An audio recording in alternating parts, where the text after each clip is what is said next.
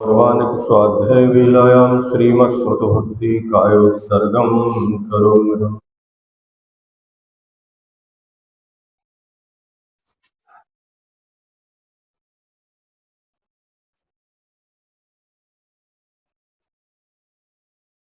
ओंकारं बिन्दुसंयुक्तं नित्यं ध्यायन्ति योगिनः कामदं मोक्षदं च ओंकाराय नमो नमः। अविरल शब्द घनौका प्रक्षालति सकल भूतलमलकलंका मुनिभिरूपास्य तीर्थ सरस्वती हरतनो दुर्दान् अज्ञानतिमिरान्ध्यानां ज्ञानाञ्जनशलाकया चक्षुरुन्मीलितं येन तस्मै श्रीगुरुवे नमः। परम गुरुवे नमः। परम्पराचार्य गुरुवे नमः। सकलकलशविध्वंसकं श्रेषां परिवर्धकं धर्म संबंधकं भक्तजीवमनः प्रतिबोधकारकं दं शास्त्रं श्री तत्त्वार्थसूत्रजी नामधेयम्। अस्य मूलग्रन्थकर्तारा श्री सर्वज्ञदेवः तदुत्तरग्रन्थकर्तारा श्री गणधरदेवः प्रतिगणधरदेवः तेषां वचनोऽनुसारमासत् श्रीमद् आचार्य प्रवर्षोमि उमास्वामी आचार्येण विष्टम्। मंगलम भगवान वीरो मंगलम गौतमो गणि मंगलम कुंदकुंदार्यो जैन धर्मोस्तु मंगलम सर्वमंगलमांगल्यम सर्वकल्याणकारकम प्रधानां सर्वधर्माणां जैनम जयतु शासनम। मोक्षमार्गस्य नेतारं भेत्तारं कर्मभूभृतां ज्ञातारं विश्वतत्त्वानां वन्दे तद्गुणलब्धये। पंच परमेष्टि भगवान की जय। संत श्रोमणी आचार्य गुरुवर श्री विद्यासागर जी महामुनिराज की जय। परम पूज्य आचार्य श्री समय सागर जी महाराज की जय। तत्वार्षोत्तर सप्तम अध्याय प्रश्न नंबर 285 सूत्र नंबर 24 में जो व्रत और शीलों में लगने वाले अतिचार हैं उन अतिचारों की संख्या यहाँ पर बताई है। 23 नंबर के सूत्र में सम्यक दर्शन के 5 अतिचारों का वर्णन था। वही क्रम अब यहाँ से अतिचारों का वर्णन प्रारंभ हो गया है। उसको आगे के सूत्रों में भी जोड़ते जाना। ये सब क्या है? ये अतिचार है। व्रतशीलेषु पंच पंच यथाक्रमम्। व्रतशीलेषु पंच पंच यथाक्रमम्। अहिंसादिक 5 अणुव्रतों और दिग्व्रत आदि 7 शीलों में क्रम से 5 5 अतिचार होते हैं। व्रत 5 हैं और शील 7 हैं। तो जो व्रतों की रक्षा के लिए होते हैं उन्हें शील कहते हैं। तो 5 व्रतों के 25 अतिचार हो गए और 7 व्रतों के 35 अतिचार हो गए। दोनों को जोड़ेंगे तो 60 हो जाएंगे। 5 जी और सम्यक दर्शन के 5 अतिचार और सल्लेखना के 5 अतिचार, सब मिला के 70 प्रकार के अतिचार हो जाते हैं। उनका वर्णन 5 का हो गया। अभी 65 और शेष है जो आगे क्रमशः एक एक सूत्र में 5 5 का वर्णन आएगा। अतिचार यद्यपि न्यून अधिक भी हो सकते हैं तथापि मध्यम परिमाण की दृष्टि से यहाँ 5 5 बताए हैं। इतने नहीं मानना कि 5 ही होते हैं, नहीं, कम भी हो सकते हैं, जरूरी नहीं है, और 5 से ज्यादा भी हो सकते हैं। लेकिन यहाँ एक सामान्य कुछ ना कुछ निश्चित करने के लिए 5 की संख्या निश्चित की है।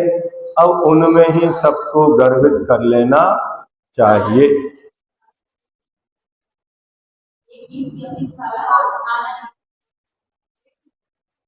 ये व्रतों की अपेक्षा है, जीव की अपेक्षा नहीं। ये अतिचार किसके हैं? व्रतों में लगने वाले अतिचार हैं। अब एक जीव में और नाना जीव में ये लगाने की आवश्यकता नहीं है। ये तो मात्र प्रत्येक जीव को मानना पड़ेगा। ऐसा नहीं कि नाना जीवों में अलग भंग बनेंगे और एक जीव में एक बनेगा, नहीं।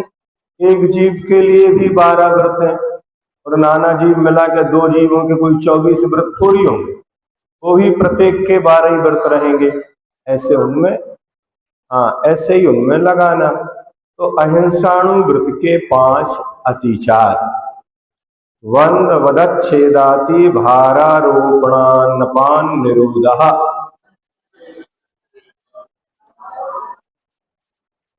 बंद वदच्छेदाति भारारोपणान अन्नपान निरोधः।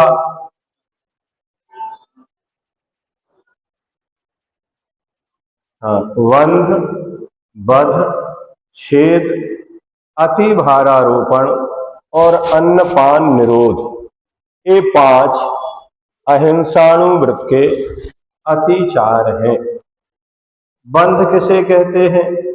तो किसी भी प्राणी को रस्सी, सांकल वगैरह से बांधना या पिंजरे में बंद कर देना, जिससे वह अपनी इच्छानुसार ना जा सके, सो बंध है। क्या अब बहुत सारा प्रश्न खड़े हो जाएंगे कि गाय, भैंस, बैल आदि है सबको बांधा जाता है, तो फिर बांधना अतिचार है।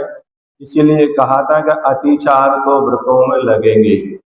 7वीं प्रतिमा तक खेती कर सकता है, पशु पालन कर सकता है। अब उन पशुओं को बांधना भी पड़ता है, खोलना भी पड़ता है। लेकिन यहाँ अभिप्राय क्या है?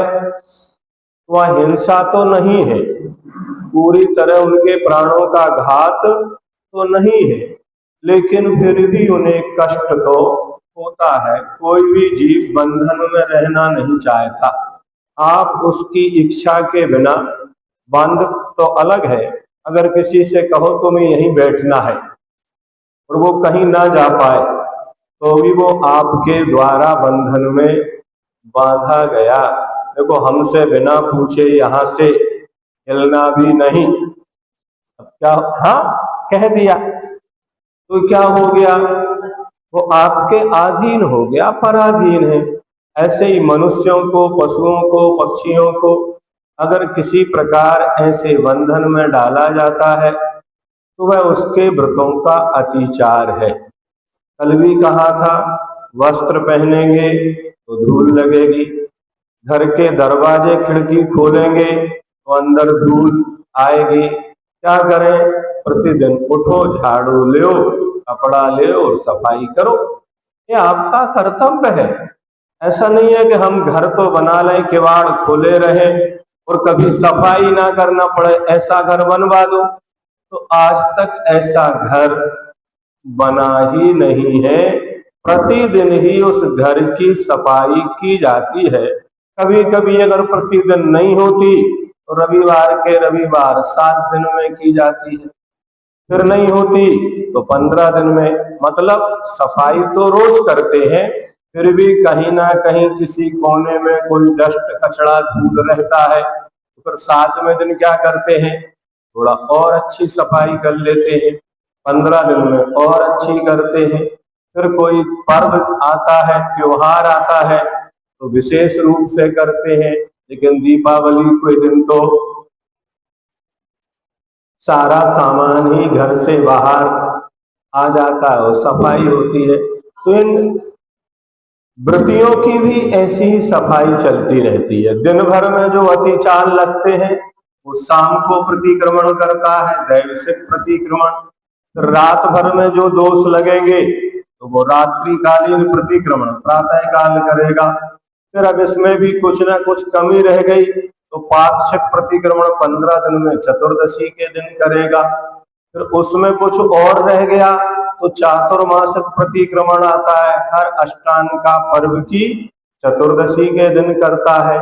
और फिर साल भर में तो दीपावली के दिन एक वार्षिक प्रतिक्रमण करता है। अब एक और भी प्रतिक्रमण होता है, जब मरण काल निकट आ जाता है तो जीवन भर में किए हुए दोषों की आलोचना और उत्तम आर्थिक प्रतिक्रमण करता है। जब आपका मकान इतना खराब हो गया कि किसी काम का ही नहीं बचा, उस मकान को आप गिराते हैं और पुनः बनाते हैं। ये उत्तम आर्थिक प्रतिक्रमण है। अब इस शरीर से व्रत पाल रहे थे, अब ये शरीर व्रतों के पालन करने के योग्य नहीं बचा। क्या अब क्या करना? इस शरीर का ही त्याग कर देना। अब इस घर की साफ सफाई नहीं करना, कोई नया रिनोवेट नहीं करवाना, ऐसे ही शरीर को भोजन पानी देना भी बंद कर देना। अभी तक तो अपन रिप्लेस करते आते थे, रोज कुछ ना कुछ खिला पिला के, चलो अब काम करेगा, अब करेगा। लेकिन अब एक स्थिति ये आ गई कि प्लास्टर लगाते हैं और नीचे आ जाता है, भोजन गिरास मुख में ले जाते हैं, अंदर ही नहीं जाता है। अब क्या करना? अब दूसरा घर बनाओ उसी जगह पर। नहीं समझे? तो ऐसे ही अतिचार लगते हैं। लेकिन फिर भी उन पशुओं को इस प्रकार नहीं बांधना कि कभी कोई विपत्ति आए। एक सामान्य बंधन होता है और एक विशेष बंधन होता है। जो सामान्य बंधन होते हैं वो अपने बल लगाकर उस बंधन से छूट जाते हैं। कभी कोई ऐसा प्रसंग आए तो रस्सी को तोड़ा के भाग सकते हैं, खूंटा को निकाल सकते हैं। लेकिन आपने इतनी जंजीरों से जकड़ दिया है कि कुछ भी हो जाए फिर भी वो निकल ना पाए। तो फिर जब कभी बाढ़ आदि आती है, अग्नि आदि लगती है, भूकंप आते हैं, तो फिर वो पशु मरण को भी प्राप्त हो जाते हैं। वह आपका बंधन अतिचार नहीं, अनाचार की कोटि में आ जाएगा। उनको इस तरीके से बांधे कि उन्हें भी कोई कष्ट ना हो और आपकी व्यवस्था भी बन जाए। इसको बोलते हैं बंध, है ना। फिर वध, वध का अर्थ यहाँ पर प्राणों का घात करना नहीं मानना।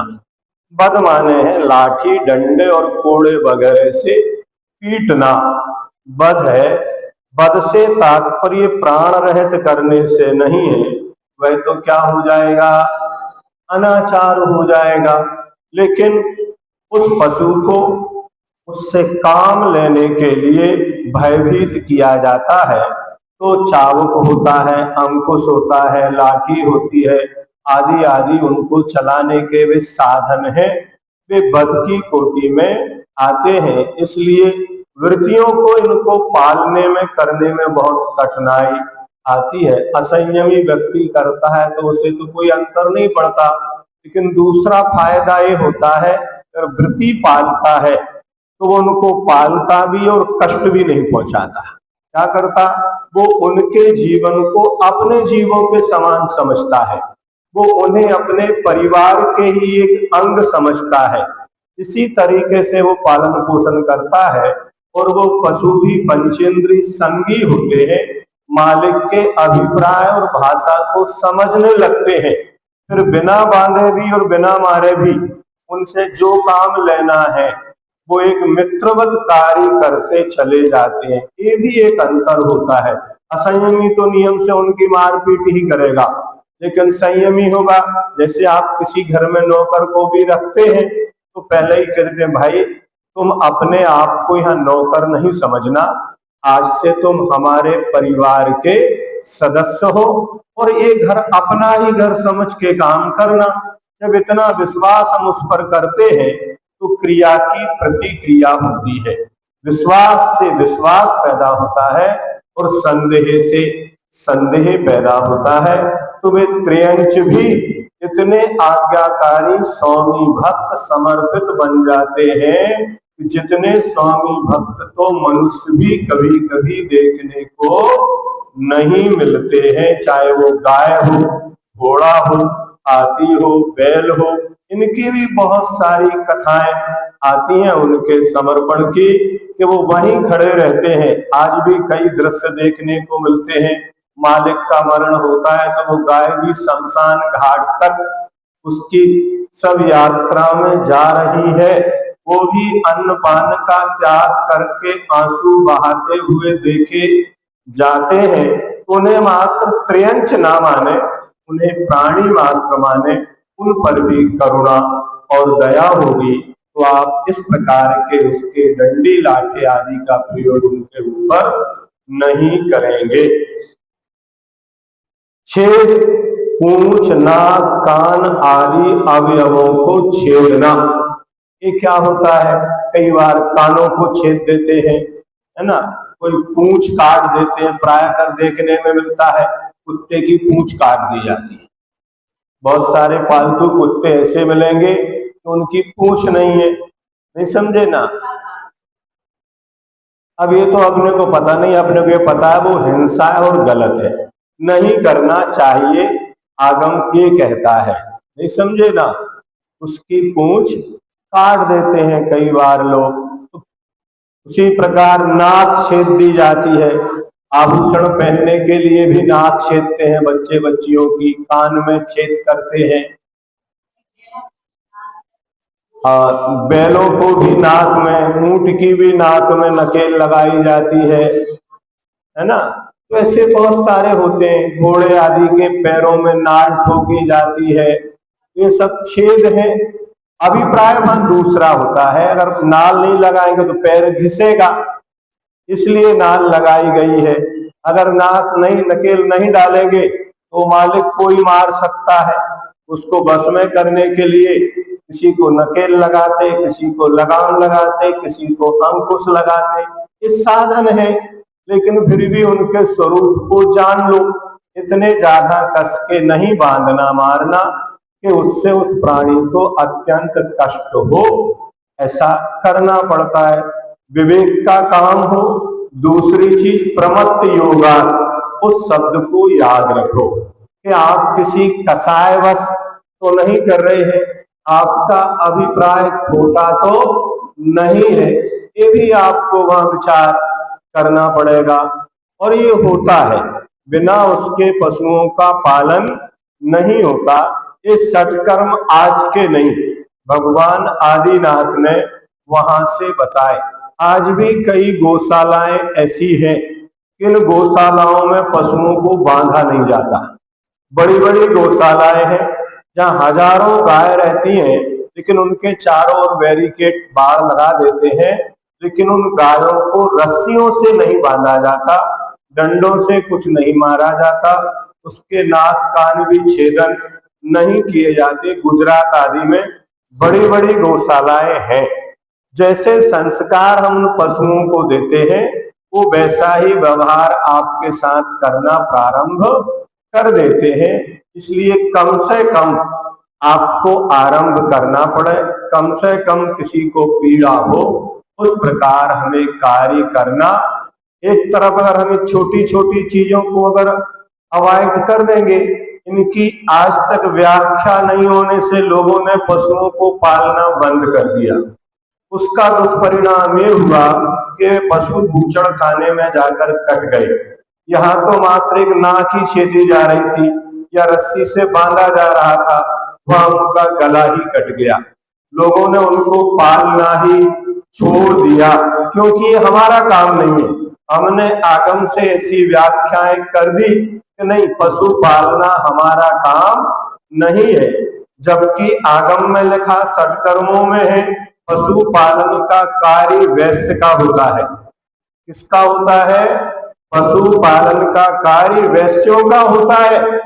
आप हिंसा तो नहीं कर रहे, लेकिन आप कोटेड हिंसा कर रहे हैं। क्या कर रहे हैं? प्रत्यक्ष में आपको उसको कुछ नहीं दिख रहा है कष्ट, लेकिन जो भोजन पानी आपके पास डिब्बा बंद आ रहा है, उसमें कोई भी पशुओं के भी अवयव खान पान में, श्रृंगार में, पहनने ओढ़ने में, उपयोग में आ रहे हैं।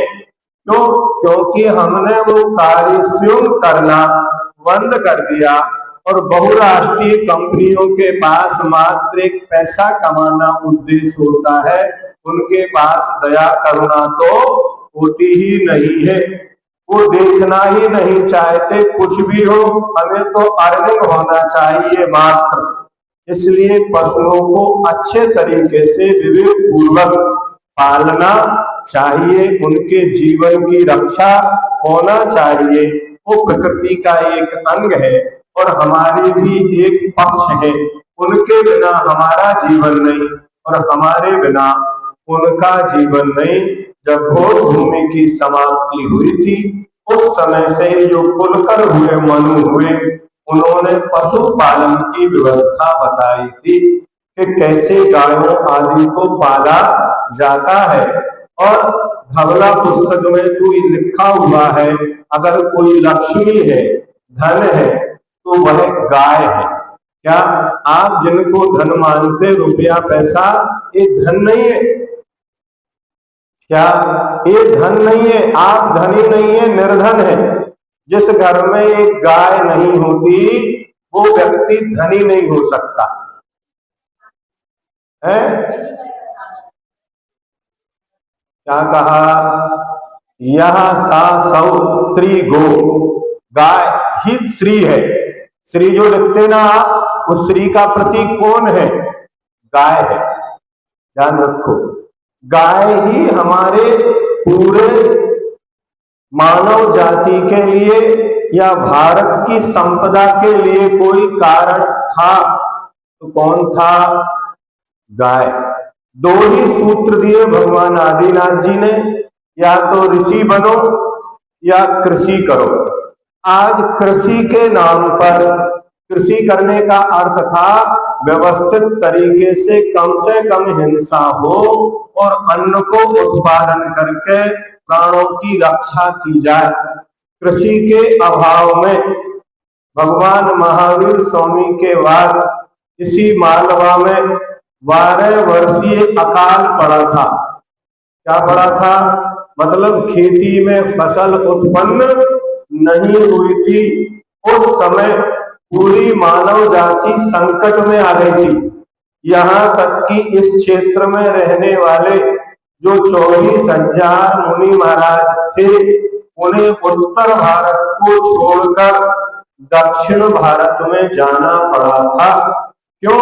क्योंकि दुष्काल पड़ गया, वर्षा नहीं हुई तो खेती नहीं हुई, खेती नहीं हुई तो अन्न नहीं हुआ।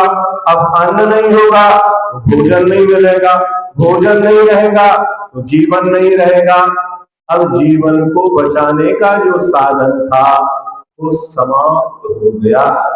ध्यान रखो, भारत को बहुत सारे विदेशी आक्रांता आए, उन्होंने सब प्रकार से भारत को लूटा, लेकिन फिर भी कोई गुलाम नहीं बना पाया, क्योंकि भारत की कृषि संपदा इतनी विपुल थी कि एक साल यदि कोई विपत्ति आती है, अगले साल उसकी भरपाई हो जाती थी। उस खेती से इतना अन्न उत्पन्न होता था और गाय के द्वारा उसे दूध आदि मिलते थे और गाय के ही बछड़े बैल बनते थे और वो कृषि में काम में आते थे।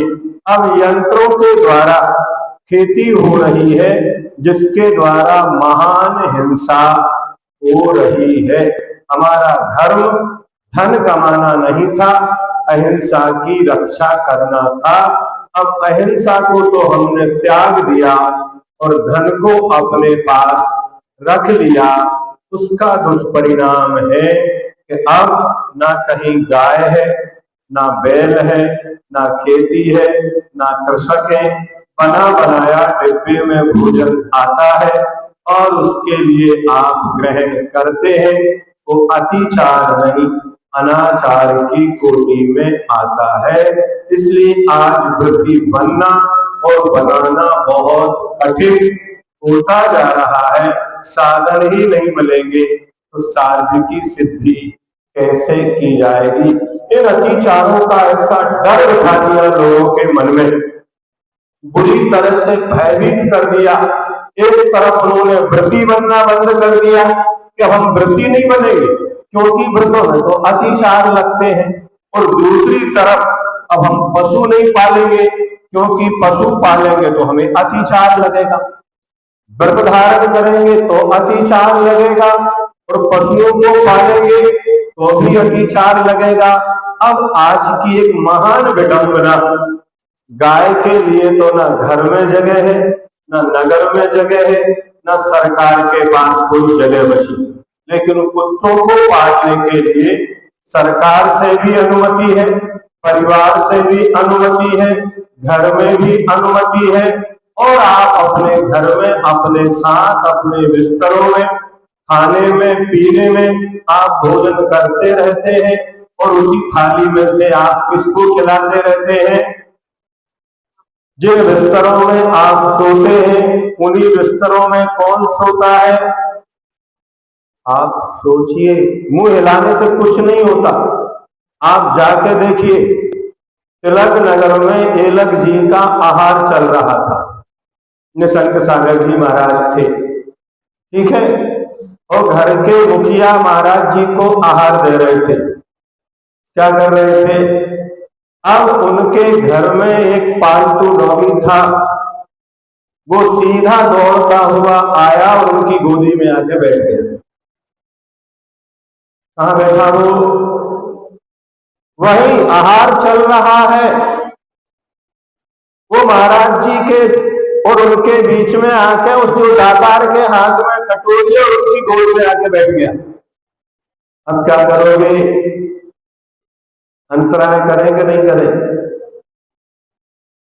वह अंतराय तो हर घर में, बल्कि ये हमारी पाश्चात्य संस्कृति और संपन्नता की निशानी है। क्या आगम कहता है, जिस घर में हिंसक पशु हो, कुत्ता बिल्ली शेर चीता बिलाव आदि पाले जाते हो, उस घर में साधु को आहार नहीं करना चाहिए। उस व्यक्ति के हाथों से आहार नहीं लेना चाहिए।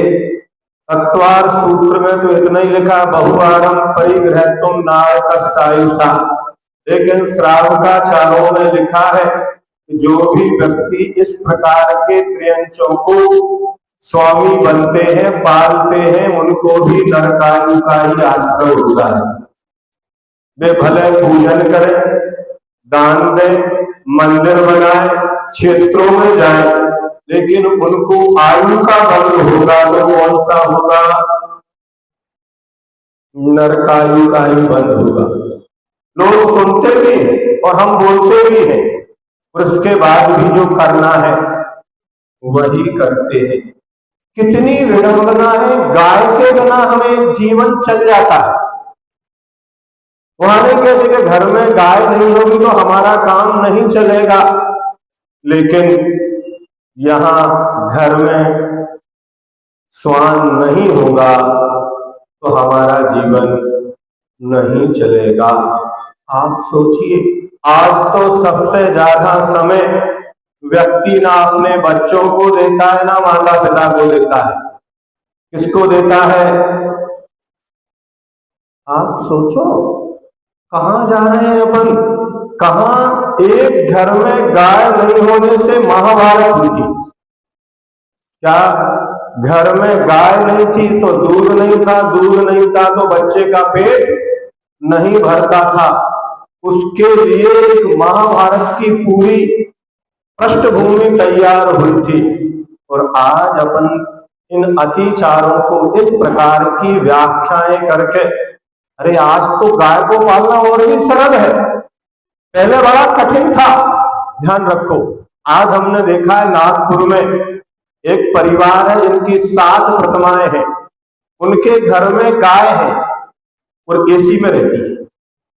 कहां रखते गायों को?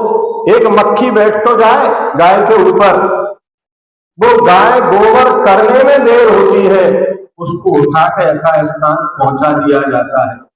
उनके पूरे घर में दूध घी दही मट्ठा मिठाई सब घर की गायों का बनता है। आप कहां का बनाते हैं? प्रतिदिन लोग हमारे पास लाइन लगा के आते हैं, घी चाहिए, चौका लगाना है। कहां से लाए? गाय पालो। बिना खुद गाय पाले शुद्ध घी आपको 3 लोगों में नहीं मिलेगा। कहीं भी चले जाओ, कोई भी आपको शुद्ध घी बनाकर दे ही नहीं सकता। क्या? जब क्वांटिटी बढ़ती है तो क्वालिटी खत्म हो जाती है। अगर कोई व्यापारिक दृष्टि से कोई कार्य करेगा, जो दूध आप पीते हैं, दूध पीते ना, कहां से आता है तो गाय का। लेकिन आप हमारे साथ कभी उस गौशाला में चलना, हम उन दृश्यों को आंखों से देख के आए। जब वो गाय को लगाते हैं तो वहां कोई आधा किलो 1 किलो वाली गाय नहीं है, 10 किलो 8 किलो 15 किलो 20 किलो वाली ऐसी गाय भैंस है। उतनी देर में उन दूध के उस जो झाग उठता है, उस झाग में सैकड़ों मक्खियां गिरती हैं। क्या होती है? और वो सैकड़ों मक्खियां उसी दूध में मरण होके, वो लगाने वाला एक छन्नी रखे, मेरे साथ चलना, अगर आपको देखना तो दिखा दूंगा, उस छन्नी में से अपने कैन में डालता है, छन्नी में मक्खियां अलग करके बाहर फेंक देता है, उसमें ढक्कन लगा देता है, और दूध आपके पास आता तो शुद्ध है, गाय भैंस का ही है, लेकिन उसके प्रक्रिया में कितनी मक्खियां उस समय वहां पर। आप तो बहुत अच्छी जगह रहते हैं, आपको तो मक्खियों के दर्शन भी नहीं होते, क्योंकि आपने इतनी सारी कीटनाशक उत्पन्न कर रखी है चारों ओर कि भाई सारी मक्खियां पहले ही मर गई, उत्पन्न ही नहीं होती। लेकिन वहां गौशाला में जाकर देखना, क्या करोगे? हाँ, एक गाय पली होती, शांति से ऐसी जगह बनाते कि वहां कोई मक्खियां कीट पतंगे नहीं होते, फिर दूध निकालते, फिर उसको शुद्धि के तरीके से आप उपयोग कर सकते थे। लेकिन गाय पालने में तो अतिचार लगता है, उसको तो बांधना पड़ता है, उसे डराना भी पड़ता है, उसके नाक कान भी छेदना पड़ता है। ये तो होगा ना अति भारारोपण, ये भी अतिचार। अब उनकी जगह क्या आ गया? यंत्र की मशीनें आ गई। अति भारारोपण से तो वो गाय बैल बच गए, लेकिन भूषण खाने कसाई से वो नहीं बचे। उतना ही कष्ट था, लेकिन उसको इस प्रकार से हमने व्याख्याएं कर करके लोगों को ये बताना था कि इनको कष्ट ना पहुंचे, लेकिन पालो, ये तो था।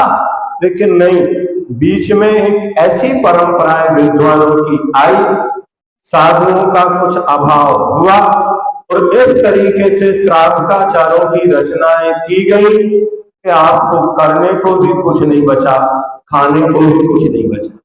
अगर उन सारे श्रावकाचारों को जीवन में फॉलो करने लगे तो आपको खाने के लिए कुछ भी नहीं बचेगा। क्या कहा? उठा के देखना क्रिया कोश वगैरह, उनमें सब इतना लिखा हुआ है कि आप गिलकी लौकी तो कोई भी हरी सब्जियां छू भी नहीं सकते। क्या करोगे? जीवन कैसे चलाओगे? कहाँ आगम किस प्रकार की व्यवस्थाएं थी, व्याख्यान थे, उनके उस रूप में ना समझा के अतिचारों को अनाचार के रूप में समझाया, और कुछ नहीं किया। अतिचार को किसके रूप में समझा दिया? अतिचार अलग है और अनाचार अलग है। और मजे की बात यह है कि जिस व्यक्ति के पास कोई व्रत नहीं है, जो स्वयं अनाचारी है, वो दूसरे के अतिचार को देखकर दूसरे को अनाचारी कहता है। क्या होता है? उसके पास कोई व्रत नहीं है तो वो स्वयं कौन है? हाँ, आप पूछिए, अगर आपके घर में कोई गाय भैंस है या संपत्ति खजाना है, और आप जाके कहें कि साहब हमारे घर में चोरी हो गई, तो उल्टी एफआईआर आपके पास लिखी जाएगी। ऐसे ही जिसके पास व्रत नहीं है और वो कहे कि मेरे अतिचार ना लगे, अरे व्रत ही नहीं है तो अतिचार का है कि तो अनाचार की जिंदगी जी रहा है। जब व्रत ही नहीं है तो अतिचार क्या? जब चोरी ही नहीं हुई तो रिपोर्ट किसकी लिखी जाएगी? प्रतिक्रमण आलोचना किसकी करेगा?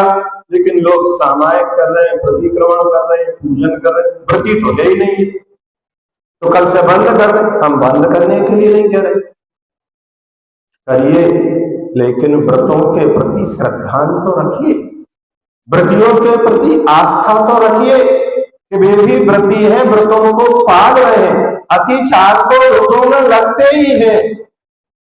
उनसे बचने का साधन ना पहले किसी के पास था, ना आज किसी के पास है। अब बैल को रखेंगे तो उसको हल में तो जोतना ही पड़ेगा। नहीं, बैल को तो रखो लेकिन हल में नहीं जोतो, गाय को तो रखो उसका दूध नहीं निकालो, ये तो हिंसा है। और एक और वीगन एक तैयार हो गया तो दूध को भी मांसाहार में कहना चालू कर दिया।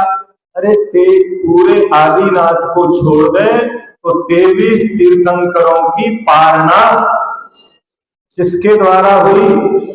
दूध अपने आप में परिपूर्ण आहार है।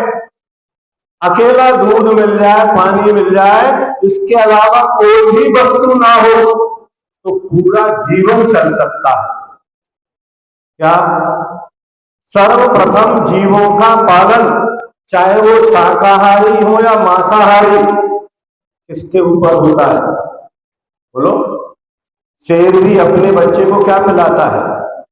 बिल्ली अपने बच्चे को क्या पिलाती है? दूध ही पिलाती है। दूध परिपूर्ण आहार था।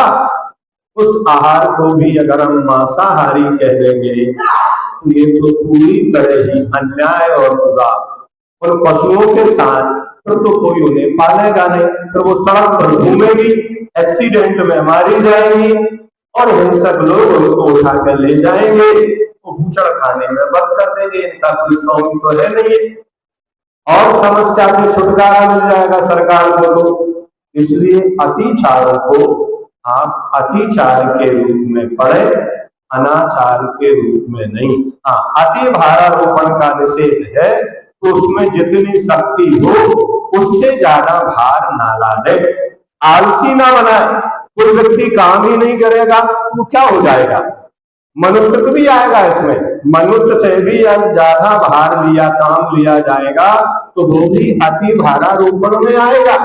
आपने पशु को बंद कर दिए, लेकिन आपके जो एम्प्लॉय हैं, आपके जो नौकर हैं, उनसे इतना काम ले रहे हैं कि कभी कभी तो सुसाइड करके ही मर जाते। हो रहा है कि नहीं हो रहा? ये अति भारारोपण नहीं है। कितना काम उनसे ले रहे हैं, उनका शारीरिक, मानसिक, भौतिक विकास रुक गया। ये भी तो अति भारारोपण है। इसके ऊपर आदमी से भी उतना ही काम लो जितनी उसकी क्षमता हो, भले वो आपके परिवार का सदस्य हो, नौकर हो या कोई भी हो, आप उतना ही काम लें। क्योंकि ये प्राणी मात्र के प्रति लगाना, अकेले पशुओं के प्रति नहीं, अपने आप के ऊपर भी इतना भारारोपण नहीं करो कि अपना जीवन भी विपत्ति में चला जाए। समय पर कार्य करो, भोजन करो। आगे आ रहा है अति भारारोपण होगा तो अन्नपान का निरोध भी होगा, क्योंकि समय पर फिर भोजन भी नहीं दिया जाएगा। ये आ रहा है इसी में। अति भारारोपण, शक्ति और मर्यादा का विचार ना करके क्या करना? अधिक बोझ लादना। हाँ, अधिक बोझ नहीं लादना।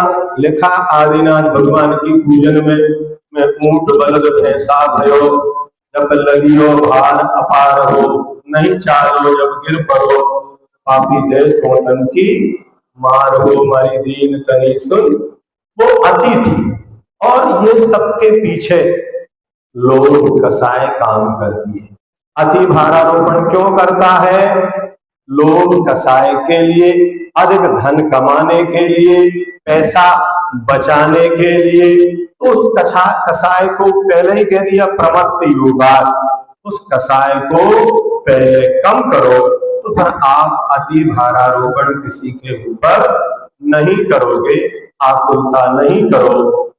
ऐसे कोई जबरदस्ती धन जोड़ता नहीं है, और कम कमाओगे तो तुम भूखे रहोगे नहीं। इसका भी ध्यान रखो। और 5वें नंबर का अतिचार है अहिंसाणुव्रत का, अन्न पान निरोधा। खान पान में रुकावट डालना या समय पर नहीं देना।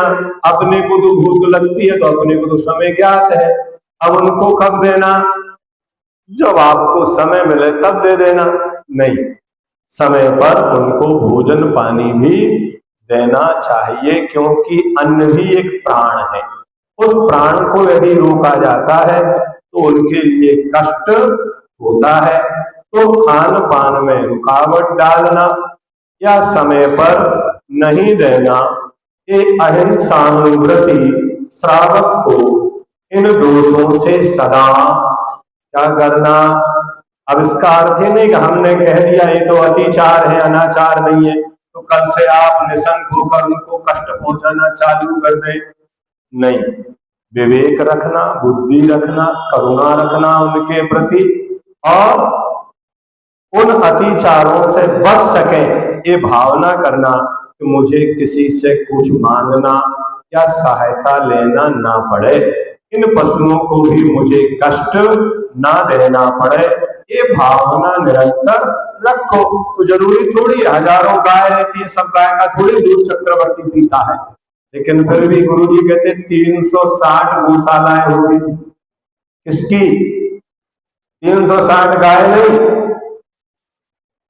360 गौशालाएं होती थी, और उनमें करोड़ों गाय होती थी, और अच्छी हृष्ट पुष्ट होती थी, बैल होते थे, वृषभ जिन्हें कहा जाता था, और उनको बराबर गोपालक होते थे, उनकी व्यवस्थाएं करते थे। चक्रवर्ती को तो ज्यादा पाप लगेगा, नहीं, पालन होता था उन सबका। नहीं समझे ना? ये भारत की एक व्यवस्था थी, लेकिन अंग्रेजों ने आके उन्होंने देखा कि भारत के लोग हम इतना सब कुछ करते, साल भर में फिर जो कि तो हो जाते। फिर उन्होंने एक जाति को तैयार किया, और उस जाति के द्वारा गाय को, हाँ, इतिहास उठा के पढ़ो, ये पूरी की पूरी गुरुजी ने कितना साहित्य, भारत सोने की चिड़िया आदि आदि इतनी पुस्तकें साहित्य इतिहास को खोजा इतिहासकारों ने। हम गुलाम कब बने, कैसे बने? तो हमारी जो व्यवस्थाएं थी, चिकित्सा की थी, शिक्षा की थी, हमारी कृषि की थी, इन सबको धीरे धीरे मैकाले की शिक्षा आई, और उन्होंने हमारी सारी व्यवस्थाओं को तहस नहस कर दिया। खेती कराना बंद कर दिया, बड़े बड़े उद्योग खड़े कर दिए, उसके ऊपर गायों को समाप्त कर दिया, मांस का निर्यात करा दिया व्यापार में। और आज सरकार के द्वारा कृषि विभाग के अंतर्गत बूचड़ खाने के लिए जो आप टैक्स देते हैं ना, जो आपका धन जाता है, अब आप अतिचार से तो बच गए, लेकिन आप जो टैक्स चुका रहे हैं वो पैसा बूचड़ खानों के लिए सब्सिडी में जा रहा है। विभाग है वो कृषि विभाग के अंतर्गत मुर्गी पालन, सुअर पालन, पोल्ट्री फार्म, सारे के सारे किसके अंदर कर दिए सरकार ने? कृषि विभाग के लिए। अब लग रहा है खेती के लिए, मछली पालन, इस सब जितने भी मांस निर्यात आदि, ये सब कृषि विभाग के अंतर्गत करके और उससे विदेशी मुद्रा से भारतीय भंडारण को भरा जा रहा है। और हम कह रहे हैं हम तो बिल्कुल एक जीव की भी हिंसा। एक सज्जन आए थे गुरुजी के पास, उन्होंने अपनी पूरी दिनचर्या दैनंदिनी गुरुजी के पास रखी। गुरुजी, अब हमने सारे काम धंधे बंद कर दिए हैं, कोई नौकरी नहीं है, कोई उद्योग नहीं है, कोई व्यापार नहीं है, क्या करते हो? सुबह उठते हैं, सामायिक करते हैं, जाके पूजन करते हैं, फिर स्वाध्याय करते हैं, भोजन करते हैं, फिर सामायिक करते हैं, फिर स्वाध्याय करते हैं, पूरी दिनचर्या वो सुनाते रहे। तो गुरुजी ने पूछा आपकी भोजन की व्यवस्था कैसे बनती है? उन्होंने कहा जो हमारे पास था वो सब हमने बैंक में जमा कर दिया, और उससे जो ब्याज आता है उससे हमारी भोजन सामग्री की व्यवस्था हो जाती है। जो ब्याज आता है, कभी आपने पता लगाने का प्रयास किया तो ब्याज किसके द्वारा? पहले साहूकार बैंक होते थे, वे ऐसे लोगों को ब्याज पर, भाड़े पर, मांगे पर धन नहीं देते थे। जो हिंसा के कर्म करते थे, जिनकी आजीविका अच्छी होती थी, उनको ही ब्याज पर पैसा देते थे, वो साहूकारी कहलाती थी। लेकिन बैंक थोड़ी देखती है कि किसको देना। बैंक तो जो भी वहां जाके अपनी फाइल बना के लगाएगा, अपना प्रोजेक्ट मिशन, उसके लिए बैंक फाइनेंस देगी और वो उसकी कमाई करके बैंक में अपनी किस्तें भरेगा। अब यदि वह व्यक्ति एक पोल्ट्री फार्म खोलकर और उसका ब्याज बैंक में जमा करके तुम्हें दे रहा है और उसके द्वारा तुम अपना शुद्ध जीवन चलाना मान रहे हो, तो क्या ये वोटेड हिंसा नहीं है? आपके सामने तो नहीं हो रही, लेकिन वो हिंसा का ही पैसा उसमें आ रहा है कि नहीं आ रहा? ये अतिचार नहीं है, ये अतिचार नहीं, ये अनाचार है। ये क्या है? न्यायोपात धनम नहीं है।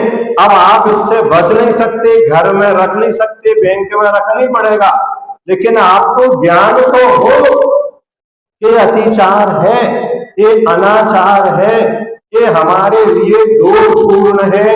अगर ये ज्ञान ही नहीं होगा तो कभी इससे बचने का भाव, कम से कम जीवन के अंतिम समय में तो हम जब संलेखना की चर्चा करेंगे तब तो कह देंगे भैया मरण के पहले उस बैंक में से अपना अकाउंट बंद कर।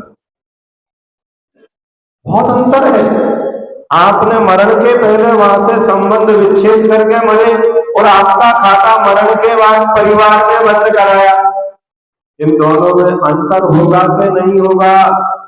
आप करें हमारे पास तो कुछ नहीं है, संपूर्ण परिग्रह का त्याग है, लेकिन आपका अकाउंट कहाँ है? बैंक में। और उसमें आपने कितना डिपॉजिट कर रखा है, तो किसका कहलाएगा? ये लगता तो है, हमें डायरेक्ट कुछ चीज देखने में आती है तो उसको तो हम अतिचार कह के, अनाचार कह के बच जाएंगे, लेकिन इनडायरेक्ट हमारी जिंदगी जीवन कैसे चल रही है इन पर भी, चूंकि अतिचार इनडायरेक्ट ही लगते हैं, डायरेक्ट तो अनाचार होते हैं। क्या कहा? अतिचार जितने भी हैं वो सब इनडायरेक्ट हैं। इसलिए अपन बोलते तीव्र भाव, मंद भाव, ज्ञात भाव, अज्ञात भाव, जाने में अनजाने में। ये क्यों? अतिचार अनजाने में लगता है, जानबूझ के तो अनाचार है। ये थोड़ी लगता है कि मैं ये कर रहा हूं अतिचार है इसलिए कर रहा हूं, नहीं, जानबूझ के कोई कीचड़ में नहीं गिरता। अनजाने में कहीं से कीचड़ आ जाती है तो बाद में उसकी सफाई करता है। आप इतना ही समझना कि अहिंसा के 5 अतिचार, 5 भावनाएं और बहुत सारी चीजें आपको हमने बताई है। समझ में आए तो चिंतन करना, तो चिंतन करोगे तो एक दिन पहुंच जाओगे, अन्यथा जैसी गाड़ी हमारी चल रही है उसे कोई रोकने वाला नहीं है। जावानी के ज्ञान कर सुंदर सोवाणी मस्तक नमो सलाम देते हूँ दो हे जिनवाणी भारती तो जगों में जो तेरी सरना करे सो भावे सुचे देव भजो को से हो निर्गल याद धर्म पालो सदा ही पूछ का पंथ।